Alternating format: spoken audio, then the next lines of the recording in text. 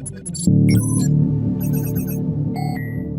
बाबा सो पाण हाणे ॻाल्हि कंदासीं आख़िरी ॿिनि नंढड़ियुनि टॉपिक्स जी। हिकिड़ी आहे असां वटि protection and conservation of environment ऐं उनखां पोइ ॿी आहे असां वटि इंटीग्रेटेड डिज़ीज़ मैनेजमेंट। सो पहिरीं अचूंसि था protection and conservation of environment ते। ॾाढा कॉमन लफ़्ज़ आहिनि। हाणे मिसाल तौर ते हीउ हिकिड़ो असीं खणूं था पॉन्ड इकोसिस्टम। हीउ हिकिड़ो तलाउ आहे। इन पॉन्ड इकोसिस्टम में कुझु हाइड्रोफाइट्स आहिनि, ॿूटा आहिनि, इन में एल्जी मौजूदु आहे, इन में ही सरहदी वजड़ा माशाल्लाह सेहतमंद ॾिॾर मौजूदु आहिनि ऐं इन में तव्हांजी गाबी यानी भाभी कोमल जहिड़ी मच्छियूं बि मौजूदु आहिनि। ठीकु आहे, हलो मतिलबु त हीअ एक्वेटिक लाइफ आहे। हाणे हिनखे अबायोटिक फैक्टर्स बि मिलनि था पिया। हाणे हिते ॿ टर्म्स इस्तेमालु थियल आहिनि। हिकिड़ो आहे प्रोटेक्शन, ॿियो आहे कंज़र्वेशन। फ़र्ज़ु करियो त हिते आस पास में हिकिड़ी फैक्ट्री लॻी आहे। इन फैक्ट्री जो किन्नू पाणी माना केमिकल्स वारो पाणी हिन वाटर बॉडी में थो अचे। हाणे इहो जेकॾहिं केमिकल्स वारो पाणी यानी इहे जेके टॉक्सिक केमिकल्स आहिनि, टॉक्सिक छा खे चइबो आहे, के अहिड़ा सबस्टेंसिस जेके कंहिंजी लाइफ खे डिस्ट्रॉय कनि। हिकिड़ी हूंदी आहे फेवरेबल कंडीशन जंहिंमें को ऑर्गेनिज़म ग्रो करे एंड रीप्रोड्यूस करे, दैट इज़ कॉल्ड फेवरेबल। ॿी हूंदी आहे अनफेवरेबल कंडीशन जंहिंमें ऑर्गेनिज़म सर्वाइव त करे पर रीप्रोड्यूस न करे। टी हूंदी आहे टॉक्सिक कंडीशन जंहिंमें सर्वाइव ई न करे। टॉक्सिक मतिलबु अहिड़ी कंडीशन लाइ लफ़्ज़ इस्तेमालु थींदो आहे जंहिंमें को माना पंहिंजी हयाती विञाए विए, माना डेथ पॉसिबल हुजे। हाणे फ़र्ज़ु कयो त हिन फैक्ट्री जो किन्नू पाणी हिन वाटर बॉडी में वञे थो। कुझु अरसे खां पोइ जानवर मरंदा वेंदा, तबाह थींदा वेंदा। हाणे जेकॾहिं असीं अहिड़ा प्रिकॉशन्स वठूं जिन जे ज़रिए असां हिन क़िस्म जो केमिकल पाणी जे बॉडीज़ में जिते लाइफ आहे उते न वञणु ॾियूं, यानी असीं बायो रेमिडिएशन जे ज़रिए या कुझु ॿियनि टेक्निक्स जे ज़रिए इहो असां कंहिं ज़मीन में गॾु करे उहो केमिकल ऐं बायो रेमिडिएशन करे सर्टन बैक्टीरिया ग्रो कराए उन्हनि केमिकल्स खे डिस्ट्रॉय करायूं, डिकम्पोज़ करायूं, पर उनखे कंहिं वाटर बॉडी में विझी करे लाइफ तबाह न कयूं। हाणे एतिरा अहिड़े क़िस्म जा असां जेकी बि माना प्रिकॉशन्स वठंदासीं, दीज आर कॉल्ड प्रोटेक्शन्स। प्रोटेक्शन जो मतिलबु आहे कंहिं सिस्टम में ॿाहिरां खां ख़राबु शइ खे अंदरि अचण खां मना कजे, रोकिजे। मिसाल तौरु हिकिड़ी अकेडमी आहे, उन में ॿार पढ़नि था, उते हिकिड़ो अहिड़ो ॿारु अची वियो आहे जेको बाक़ी ॿारनि जो माहौल ख़राबु थो करे, तंग थो करे क्लास में, त असीं चाहींदासीं त उन ॿार जी एडमिशन कैंसिल करियूं या उन ॿार खे ॿियनि ॿारनि खां परे रखूं। मतिलबु त असीं पंहिंजे हिकिड़े सेट एनवायरमेंट खे प्रोटेक्ट कयूं। सो प्रोटेक्शन जो मतिलबु हूंदो आहे त ॿाहिरां खां जेका हानिकारक आहे, नुक़सानकार शइ आहे, उहा अंदरि न अचे। बाज़ारी ॿिन्ही जी माना साॻी लॻंदी आहे पर वॾो फ़र्क़ु आहे। ॿी आहे असां वटि कंज़र्वेशन।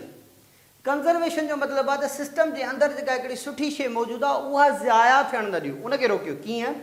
फ़र्ज़ु कयो को माण्हू अची हिनखे टाइफा, जंहिंखे असीं सिंधी में पन सॾींदा आहियूं, इन मां असां जेको आहे नुखूं बुखूं तॾा वॾा बि ठाहींदा आहियूं, रसा ठाहे कणिक बि ॿधंदा आहियूं, ॿहिराड़ी में कमन आहे।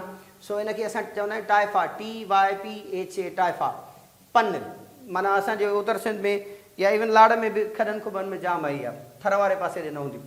अच्छा, हाणे फ़र्ज़ु कयो टाइफा आहे, बाज़ारि इहो असांखे फालतू बूटो थो लॻे, असां अची सॼी टाइफा लुणी खणी वियासीं। हाणे हिन जे लुणी खणी वञण सां छा थींदो त सनलाइट ज़्यादा असरु कंदी। सनलाइट ज़्यादा असरु कंदी त हिननि एनिमल्स ते, फिशिस ते, फ्रॉक्स ते, ॿियनि आर्थ्रोपोड्स ते नेगेटिव इम्पैक्ट पवंदो। असां चाहियूं था त इहे बूटा डिस्ट्रॉय न थियनि, त जीअं ही पॉन्ड इकोसिस्टम सही नमूने सां सर्वाइव करे सघे, ग्रो करे सघे, त this is called conservation. Conservation जो मतिलबु आहे त सिस्टम जे अंदरि जेका सुठी शइ आहे उनखे डिस्ट्रॉय थियणु न ॾियो। हाणे जेकॾहिं मां तव्हां खां पुछां त डिफॉरेस्टेशन छा जो एग्ज़ाम्पल आहे, इहो कंज़र्वेशन जो एग्ज़ाम्पल आहे। यानी डिफॉरेस्टेशन खे थियणु माना फॉरेस्ट खे तबाह थियणु न ॾिजे, डिफॉरेस्टेशन थियणु न ॾिजे, डिफॉरेस्टेशन खे रोकणु, this is conservation. Globally animals ऐं प्लांट्स खे प्रिज़र्व करणु, उहो कंज़र्वेशन। अच्छा, असां नेशनल पार्क्स ठाहे उते जानवरनि ऐं ॿूटनि जो नसुल वधायूं, ख़ासि तौर ते स्पेशली एनिमल्स जो। फ़र्ज़ु कयो जेकॾहिं के एनिमल्स जूं अहिड़ी वेराइटीज़ आहिनि जेके इंडेंजर्ड आहिनि, ख़तरे हेठि आहिनि, तबाह थी रहियूं आहिनि, असीं वॾा नेशनल पार्क्स ठाहे उन्हनि जा ॿचा ॼणा आहियूं ऐं पोइ वरी हिकिड़े आम एनवायरमेंट में छॾे ॾियूं, त असीं छा करे रहिया आहियूं, असीं कंज़र्वेशन करे रहिया आहियूं। फ़र्ज़ु कयो कंहिं इलाइक़े में कंहिं ॿूटे जो क़िस्म ख़तमु थी रहियो आहे, असां हुन जा ॿिज प्रिज़र्व कयूं जेके असीं सीड बैंक चवंदा आहियूं, ऐं गॾोगॾु असां हुनखे हिकिड़ो आइडियल एनवायरमेंट ॾेई करे उहे ॿूटा वधायूं त जीअं उहे ख़तमु न थियनि, धरती तां एक्सटिंक्ट न थियनि, असीं कंज़र्वेशन करे रहिया आहियूं। त प्रोटेक्शन छा आहे? हिकिड़ा माण्हू आहिनि जेके बायोलॉजिस्ट आहिनि, साइंटिस्ट आहिनि, उहे रैलियूं कढंदा सॼी दुनिया में या अहिड़ा प्रोजेक्ट्स ठाहिनि था त बाबा कार्बन इमिशन घटायो, दिस इज़ प्रोटेक्शन। केमिकल्स जो फैक्ट्रियुनि जो आहे उहो दरियानि में न छॾियो, समुंडनि में न छॾियो, दरियानि जी बि ज़िंदगी आहे पंहिंजी, समुंडनि जी बि पंहिंजी ज़िंदगी आहे, उनखे माना किचिरे जी हिकिड़ी ख़ाली जॻह सम्झी करे रुॻो सभु कुझु डंप कंदा वञूं, ईअं न करियो। ठीकु आहे, इन जो मतिलबु असीं छा पिया करियूं, असीं प्रोटेक्शन पिया करियूं। अहिड़े क़िस्म जूं डिवाइसिस ठाहियो जिन मां किचिरो घटि निकिरे। मिसाल तौर ते असीं ॻाल्हि कंदा आहियूं जीअं CFCs क्लोरोफ्लोरोकार्बन्स जेके अॻु में एसीज़ में इस्तेमालु थींदियूं, जेके मथे वञी पोइ ओज़ोन लेयर खे तबाह थियूं कनि, असीं चऊं त बाबा उनखे इस्तेमालु करण जे बजाए ग्रीन गैस इस्तेमालु कयो, जेका अॼुकल्ह एसीज़ में रेफ्रिजरेशन लाइ इस्तेमालु पई थिए। माना असीं प्रोटेक्शन करे रहिया आहियूं। त प्रोटेक्शन उन्हनि सभिनी तरीक़नि खे चइबो जंहिंमें धरती ते मौजूदु लाइफ खे जेके ख़तरो ॾियण वारियूं शयूं नयूं नयूं पैदा थी रहियूं आहिनि in the form of different pollutions, असीं उन्हनि खे रोकियूं था, त दैट इज़ प्रोटेक्शन। ऐं वरी असीं मौजूदु ज़िंदगीअ खे माना डिस्ट्रॉय नथा करियूं, उन धरती ते मौजूदु जेके ॿी लाइफ खे बचाइण लाइ पॉज़िटिव शयूं आहिनि, झंग आहिनि या जेका वाटर जी प्योरिटी आहे एक्सेट्रा, उनखे डिस्ट्रॉय थियणु नथा ॾियूं, त माना असीं कंज़र्वेशन था करियूं। So this is protection and conservation. हिकिड़ो सादो मिसाल पाण प्रोटेक्शन ऐं कंज़र्वेशन जो खणंदा आहियूं, बायोलॉजिकल कंट्रोल, पाण उनखे थोरो डिस्कस कंदासीं। सर कैमरा खे प्लीज़ हेॾां कजो। सो पाण हिते हिकिड़ी नई टॉपिक लिखूं था, बायोलॉजिकल कंट्रोल। बायोलॉजिकल कंट्रोल जो मतिलबु आहे त अहिड़ो को जानवर, ही सिर्फ़ु माना ईअं सम्झो करे था असीं एनिमल्स लाइ लफ़्ज़ इस्तेमालु कंदा आहियूं, प्लांट्स लाइ इस्तेमालु न थींदो। बायोलॉजिकल कंट्रोल ज़ूलॉजी में थींदो या एनिमल्स ते थींदो। मिसाल तौर ते अहिड़ा जानवर जेके असांजे लाइ ख़तरनाक आहिनि, नुक़सानकार आहिनि, उन्हनि खे असां उन्हनि जे नेचुरल एनिमे जे हथां मारायूं। माना इन जो मतिलबु आहे to control the animals by their natural enemies. उन्हनि जा जेके नेचुरल एनिमीज़ आहिनि उन्हनि जे हथां। कीअं? अब वापसि था अचूं हिन तलाउ ते। हिन तलाउ में मच्छर थियनि था जिन मां असांखे मलेरिया थिए थी। हाणे इन में जेकॾहिं नंढियूं नंढियूं मच्छियूं मौजूदु हूंदियूं त मच्छियूं पाण ई मच्छरनि खे खाईंदियूं ऐं असांखे बीमारी न थींदी। फ़र्ज़ कयो त इहे असांजा घर आहिनि, कॉलोनी आहे, उन जे आस पास में को सेवरेज जे पाणी जो ही जेके खॾा आहिनि जे बहिराड़ियुनि में थींदा आहिनि, हाणे उहो खॾो असां जेकॾहिं बंदि करे छॾींदासीं त सेवरेज जो पाणी काॾे वञे, माना बंदि नथा करे सघूं। अच्छा, जेकॾहिं बंदि न कंदासीं, पाणी बीठो रहंदो त मच्छर थींदा, पोइ उड़ी करे कॉलोनीज़ में ईंदा, असांखे मलेरिया कंदा। हाणे जेकॾहिं खॾो बंदि था कयूं त बि नुक़सानु, असांजो मसइलो हल नथो थिए, ऐं जेकॾहिं खॾो बीठो आहे त बि मसइलो नथो हल थिए। हा ठीकु आहे, त पोइ थेली मच्छी जहिड़ियूं नंढियूं नंढियूं मच्छियूं ग्रो करायो, तिलेपिया फिश, थेली मच्छी। हाणे थेली मच्छी छा कंदी, उहा पाण नंढे साइज़ जूं थींदियूं न, ज़्यादातर मच्छरनि जूं लार्वी खाईंदियूं। मतिलबु त तव्हां इन तलाउ में मच्छियूं नंढियूं ग्रो करायो जेके इन्हनि मच्छरनि खे तबाह कंदियूं। This is very best example of biological control. अच्छा, ॿियो सादो मिसाल था खणूं। तव्हां ड्रैगन फ्लाइज़ ॿुधियूं ॾिठियूं नी, भंभोरियूं जेके हूंदियूं आहिनि, ईअं जेके असीं हेलीकॉप्टर में चवंदा आहियूं, पर सिधा करे पई उॾामंदियूं आहिनि, ड्रैगन फ्लाइज़, भंभोरियूं। इहे छा कंदियूं आहिनि, इहे फसलनि मां नंढा नंढा जीत खाईंदियूं आहिनि, जिन खे असीं सिंधी में चवंदा आहियूं कुत, स्मॉल इंसेक्ट्स, वणनि जे फसल ते, ॿियनि फसलनि ते। अच्छा, उहे जीत छा कंदा आहिनि, ॿूटनि में पंहिंजो जेका हुनजी साइफोनी स्ट्रक्चर हूंदी आहे, नीडल हूंदी आहे, उहा लॻाए उन्हनि जो सक्रोस पी वेंदा आहिनि, उन्हनि जो जेको आहे जूस पी वेंदा आहिनि, माना रस पी वेंदा आहिनि। अच्छा, हाणे ॿूटनि जो जेकॾहिं जेको फूड आहे उहो ॿूटनि पंहिंजे लाइ ठाहियो आहे, उहो जीत पी वेंदा त ॿूटो ग्रोथ न कंदो प्रॉपर। जॾहिं ॿूटो प्रॉपर ग्रोथ न कंदो त ॿूटो प्रोडक्टिविटी घटि ॾींदो, कपहि घटि ॾींदो, वण घटि ॾींदो, ईअं मुख़्तलिफ़ फसल। हाणे जेकॾहिं असां उन क्रॉप में इन्हनि भंभोरियुनि खे इंट्रोड्यूस करायूं त जेके नंढा नंढा मच्छर आहिनि, जेका कुता जेका थिए थी, भंभोरियूं उन्हनि खे खाई वेंदियूं। छा भंभोरनि मां असांखे का बीमारी लॻे थी? ड्रैगन फ्लाइज़ मां जा वञो। ऐं पोइ छा भला इहे जेके असांजे लाइ नुक़सानकार हानिकारक जीत हुया, छा मरी आहे? बिल्कुलु मरी आहे। छा को केमिकल स्प्रे कयोसीं? जा वञ। को ख़तरनाक केमिकल या कोई स्प्रे या कोई दवा बवा ॾिनीसीं? जा वञ। छा कयोसीं? जीतनि खे जीतनि जे हथां मारायोसीं। ठीकु आहे, इन जो मतिलबु इहो थियो त असां इन्हनि जीतनि जा नेचुरल एनिमी इंट्रोड्यूस कयासीं। हलो अञा सादो मिसाल ॾियां। घर में कुआ वधी वेंदा आहिनि, पाण ॿिली माना हुते पाले छॾींदा आहियूं, ॿिली पाण ई कुअनि खे मारींदी आहे, न कुआ मार हईंसीं, न का ॿी का दवा हईंसीं, न का कोड़की हईंसीं, जस्ट हिकिड़ी ॿिली घर में पालियो, पाण ई कुआ भॼाईंदी या खाई छॾींदी। अहिड़ा असांखे समय मिसाल मिली वेंदा इन्हनि क़िस्मनि जा। त इन्हनि सभिनी खे असीं बायोलॉजिकल कंट्रोल चवंदा आहियूं। इन बायोलॉजिकल कंट्रोल जो मेन कंसर्न छा आहे त असीं नुक़सानकार जानवरनि खे कंट्रोल कयूं by their natural enemies. It's a technique, this is called biological control.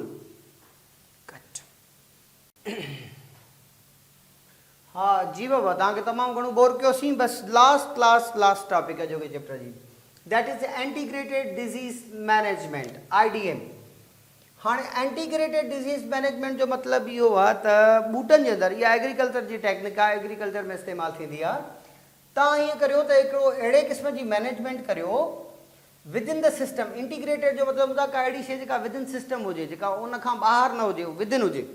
असां within system within agricultural system अहिड़ा तरीक़ेकार ॻोल्हे कढूं जेके बीमारियूं थियण ई न ॾियनि या बीमारियुनि खे बूटनि में बीमारियुनि थियण खे फैलजण खां रोकिनि। उन्हनि टेक्निक्स खे असीं चवंदासीं इंटीग्रेटेड डिज़ीज़ मैनेजमेंट। कहिड़ी कहिड़ियूं? मिसाल तौरु नंबर 1 आहे असां वटि क्रॉप रोटेशन। मतिलबु त हीअ हिकिड़ी बनी आहे इन में असां कमंद पोखियो आहे शुगर केन। हाणे जिन माण्हुनि बैराड़ी में कमंद पोखियो हूंदो उन्हनि खे अंदाज़ो आहे त कमंद 8-10 साल हलंदो आहे। हर साल कटींदा वरी फुटी ईंदो वरी कटींदा वरी फुटी ईंदो वरी कटींदा वरी फुटंदो। पहिरें साल वारे कमंद खे असीं चवंदा आहियूं नेरी कमंद ऐं पोइ ॿिए साल वारे खे आनवर्ड खे असीं चवंदा आहियूं मुंडेरी कमंद या मुंडी कमंद। ओके मुंडी छो त पाड़ मां वरी मुंडी कढंदो आहे वरी फुटंदो आहे ॿीहर वॉट एवर। हाणे फ़र्ज़ु कयो असां जॾहिं हिते शुगर केन जो क्रॉप हयो आहे त you may think about 10 years। इहो मैक्सिमम आहे 5 सालनि खां पोइ कल्टी करे सघूं था हिनखे। अच्छा हिन जो मतिलबु आहे 10 सालनि ताईं त हिते कमंद हलंदो। 10 सालनि खां पोइ असां हर हणी हिनखे पटे साफ़ु कयोसीं वरी ॿियो फसल पोखणो आहे। कुझु माण्हू छा कंदा त हिकिड़ा 10 साल त तव्हां कमंद में एंगेज कया वरी नेक्स्ट 10 years बि तव्हां कमंद में एंगेज करे छॾिया। हाणे जॾहिं साॻी ज़मीन में बार बार साॻे क़िस्म जो फसल फुटंदो त 2 प्रॉब्लम्स थींदा। हिकिड़ो त हर बूटे जी हिकिड़ी पंहिंजी कॉम्बिनेशन हूंदी आहे मिनरल्स जी। जॾहिं उन क़िस्म जी कॉम्बिनेशन जा मिनरल्स ज़मीन में एब्ज़ॉर्ब थींदा वेंदा त शायदि उन बूटे जे लाइ फर्दर साॻी कॉम्बिनेशन वारा मिनरल्स एतिरी क्वांटिटी में अवेलेबल न रहनि। जेके पहिरियां 10 साल जहिड़ो कमु सुठो थियो बाद वारा 10 साल मथां ओड़ो न थिए जंहिंजे करे ज़मीन खे थोरो साहु पटण जो। नंबर 1। नंबर ॿी ॻाल्हि जॾहिं साॻे क़िस्म जा बूटा बार बार ग्रो कंदा त उन सां इहो थींदो त जरासीमनि जे बिल्ड थियण जो चांस आहे। बार बार साॻियो फसल हूंदो हिकिड़े साल उहो फसल रहियो वायरसिस डेवलप थिया वरी जीअं त ॿिए साल साॻियो फसल थियो त वायरस जी डेवलपमेंट जी कंटिन्यूटी रही हिकिड़ी लिमिट ते पहुचण खां पोइ इहो कंदो आउट ब्रेक तबाही मचाईंदो। जीअं 2003-04 में खैरपुर मीरस वारे पासे ॾे सखर वारे पासे ॾे केलनि जे अंदरि हिकिड़ी बीमारी आई जंहिं तमामु वॾे पैमाने ते 100 एकड़ केलनि जा तबाह कया। हाणे उते थियो इहो त केलनि जी प्रोडक्शन वधीक हूंदी आहे या पैसो ॾोकड़ वधीक बि ठहियो त माण्हुनि लालच में सभिनी केलो हणणु शुरू कयो। अच्छा हाणे सभिनी त केलो हणणु शुरू कयो पर बार बार हिकिड़ो दफ़ो केलो ख़तमु थिए थो पटिजे थो 2-3 सालनि खां पोइ वरी बि केलो हणिजे वरी बि केलो हणिजे। इन सां बार बार साॻियो फसल पोखण सां बीमारी थींदी आहे। जंहिंजे करे हिकिड़ी टेक्निक इहा आहे त बाबा सदाईं साॻी ज़मीन में साॻियो फसल न पोखियो। ज़मीन में फसल खे रोटेट कयो। हिकिड़े दफ़े हिकिड़ो फसल हिकिड़े दफ़े तव्हां कमंद आयो आहे त पोइ वरी कणकणी ॾिसो पोइ जूअर मकई हणो लूसण पोखियो कुझु बनी खे माना विथी ॾियो माना फसल चेंज कंदा रहो। ॿियो आहे इंटर प्लांटिंग। हिकिड़ी बनी में 2 क़िस्म जा बूटा। ओके अब आहे हिकिड़ो ॿारो आहे ज़मीन जो इन में असीं खीरा कढिया आहिनि जिन खे कुझु इलाइक़नि में खेरा बि चइबो आहे। खीरा या खेरा माना हर हणी ज़मीन मथे कबी आहे क़बर वांगुरु क़बर ठाहिबी आहे। हाणे फ़र्ज़ु कयो त असां हिन ते केलनि जो फसल पोखियो आहे। अच्छा हाणे हिननि जो जेको विचूं एरिया आहे जितां पाणी ईंदो आहे उहो ख़ाली पियो आहे। पाण ईअं था कयूं त हिन विच एरिया में वरी मिर्चनि जो फसल था पोखे छॾियूं माना केलनि जो फसल बि थी वियो मिर्चनि जो फसल थी वियो। माना त असां वटि हिते बनाना बि मौजूदु आहे ऐं असां वटि हिते पीपर्स बि मौजूदु आहिनि। ओके ऐं हिननि ॿिन्ही जी ग्रोइंग सीज़न साॻी आहे हुन करे साॻी सीज़न में हणिबा आहिनि। उहे कॉमन एग्ज़ाम्पल्स था खणो जेके असांजी सराउंडिंग में थींदा आहिनि। अक्सर ॿाहिरां जा माण्हू हारी वग़ैरह हिन एग्ज़ाम्पल खां चङे नमूने सां वाक़िफ़ आहिनि। हिकिड़ी बनी में 2 फसल। हाणे फ़र्ज़ु करियो केले जे फसल जेको वायरस लॻो हाणे जॾहिं हवा घुलंदी या आहिस्ते आहिस्ते वायरस हिकिड़े पन मां ॿिए पन ते वरी हेठि पियल किचिरे ते वरी किचिरे मां पोइ ॿिए वारे में माना फ़र्ज़ु कयो की हिकिड़े बूटे खे वायरस लॻो त उहो पंहिंजे हर तरफ़ फैलिबो वरी उहो ॿियनि बूटनि खे ख़राबु कंदो उहो अञा 3 खे ख़राबु कंदो ईअं वेंदो मामिलो फैलिबो। पर फ़र्ज़ु कयो त केलनि जे फसल सां गॾोगॾु विच में मिर्चनि जो फसल आहे त उन्हनि जा पता अलॻि आहिनि पन अलॻि आहिनि थोरो अलॻि आहे। हाणे जेको वायरस केले जे फसल जो आहे उहो मिर्चनि ते कोन असरु कंदो। ज़्यादातर प्लांट वायरसिस ऐं प्लांट बैक्टीरिया अलॻि अलॻि बूटनि जा अलॻि अलॻि थींदा आहिनि जंहिंजे करे केलनि वारो वायरस या केलनि वारो बैक्टीरिया या केलनि वारो फंगस मिर्चनि खे कुझु कोन कंदो। हाँ विच में जेके मिर्च अची विया आहिनि उहे उन वायरस या बैक्टीरिया जे फैलजण खे रोकिन था, माना इनहिबिट था कनि उनजी ग्रोथ खे, स्प्रेड थियण खां रोकिन था। त अहिड़े नमूने सां असां जेके 2 फसल पोखिया आहिनि इन सां उहे पैथोजन्स तकड़ा न फैलबा त असांखे विथी मिली वेंदी जो उन्हनि खे कंट्रोल करे सघूं। सो इंटर प्लांटिंग मां हिकिड़ी ज़मीन में 2 क़िस्म जा बूटा पोखण सां इहो फ़ाइदो थींदो आहे त इन सां लेस स्प्रेड ऑफ पैथोजन थींदी। त इन जी एप्लीकेशन इहा आहे त लेस स्प्रेड ऑफ पैथोजन्स, जरासीम घटि फैलबा।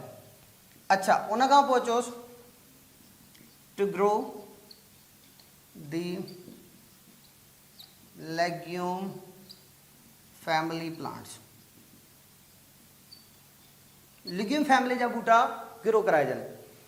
अच्छा कुछ इलाइक़नि में इहो थींदो आहे त ज़मीन सिमई कलर जे वर चढ़ी वेंदी आहे, सेलाइन सॉइल थींदी वेंदी आहे ऐं उहा कलर डेवलप करे वेंदी आहे, जंहिंजे करे फसल सुठा न थींदा, माना कमदे फसल न थींदो, वण न थींदा, कपाए यानी कणक न थींदी एक्सेट्रा। हाणे तव्हां ईअं कयो त लिग्यूम फैमिली जा बूटा पोखियो। लिग्यूम फैमिली कहिड़ी आहे जंहिंमें फरियूं मौजूदु आहिनि, फरियुनि वारी। असां फर्स्ट ईयर में 9 चैप्टर में लिग्यूम फैमिली खे 3 फैमिलीज़ में ब्रेक कयोसीं, फेबेसी, सीज़लपिनेसी, मिमोसिएसी, ठीकु आहे।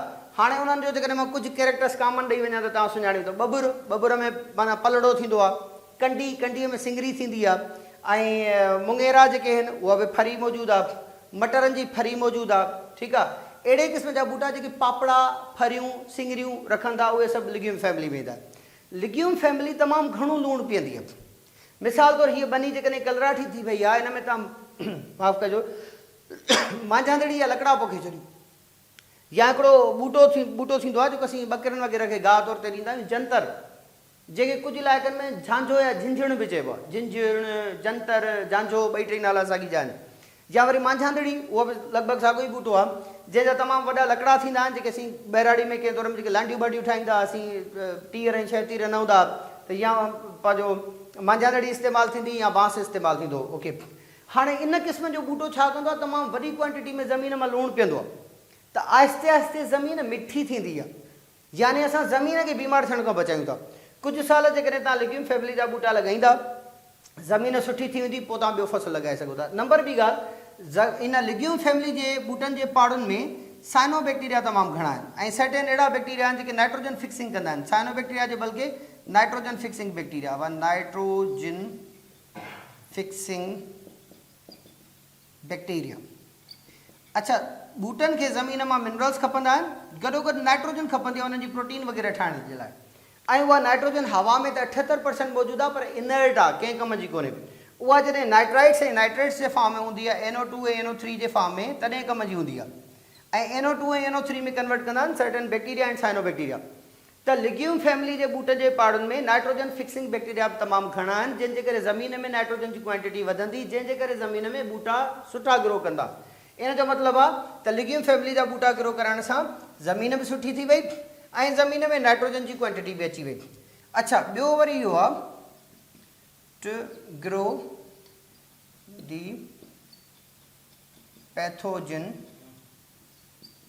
Resistant varieties. माफ़ु कजो, हींअर असल में बिरयानी अची चुकी आहे, तव्हांखे ख़बर आहे मां बिरयानी जो ॾाढो शौक़ीन आहियां ऐं 2-3 दोस्त इंतज़ारु बि कनि था पिया, पर जीअं त चैप्टर पूरो थियण वारो आहे तंहिंजे करे बिरयानी सॾे थी, पर चैप्टर पूरे थियण खां सवाइ न वेंदासीं। सर तव्हांखे थोरी देरि इंतज़ारु करिणो पवंदो, मां लेक्चर जे दौरान तव्हांखे ॿुधायां थो। हलो सर, टू ग्रो दी पैथोजन रेजिस्टेंट वेराइटीज़।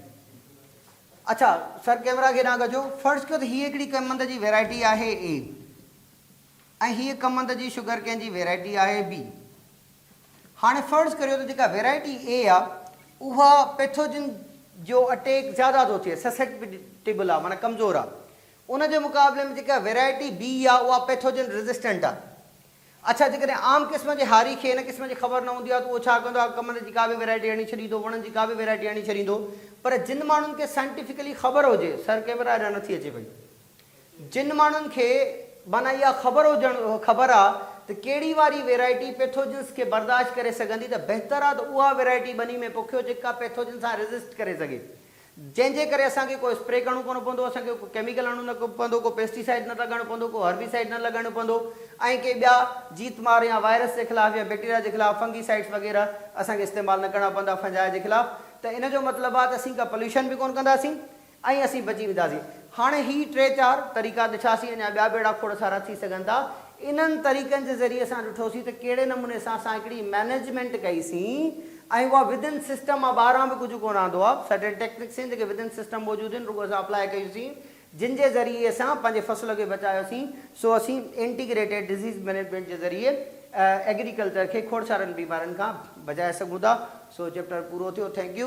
होपफुली त ॾींहं ॿिनि जे अंदरि असांजो MCQs वारो प्रोसेस शुरू थी वेंदो, जंहिंमें तव्हांजूं टेस्टूं डेली बेसिस ते ईंदियूं ऐं पहिरीं चैप्टर जीअं त मुकमल करे चुका आहियूं, उन करे पूरे चैप्टर जी टेस्ट ईंदी। Thank you so much sir.